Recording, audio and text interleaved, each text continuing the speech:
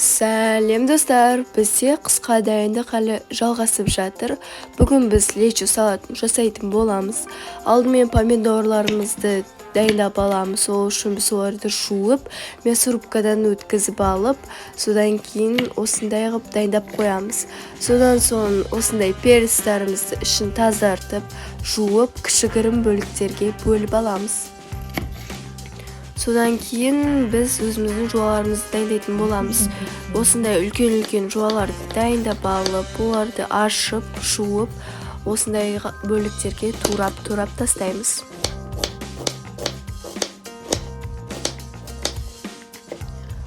Содан кейін сәбізімізді ашып, жуып, осындай үткіштен өткізіп аламыз.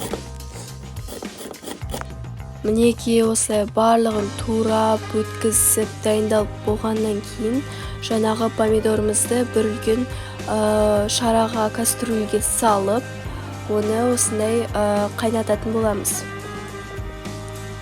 Ол үшін 1 стакан қант керек,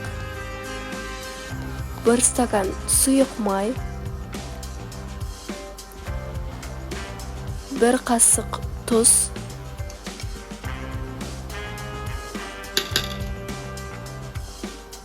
және де 2 қасық уксус салатын боламыз.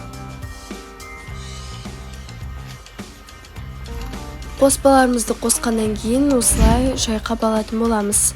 Содан кейін біраз уақытқа бетін жауып қойып қоямыз. Ал бетін ашқаннан кейін жаңағы үткіштен өткізген сәбізімізді салатын боламыз. Жақсылап тұрып араластырамыз.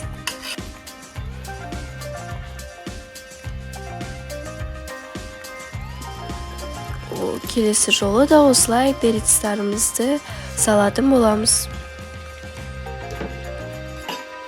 Сол мезетте де жуаны да салып аламыз. Және де барлығын араластырып аламыз.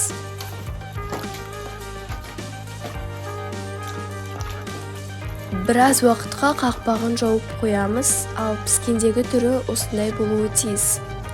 Оған дейін біз банкаларымызды дайындайтын боламыз. Банкаларымызды дұрыстап жуып алғаннан кейін бумен стерилизовать етпей қояқ, оны уксуспен де осылай шаюға болады. Ал содан кейін осылай құя беруімізге болады.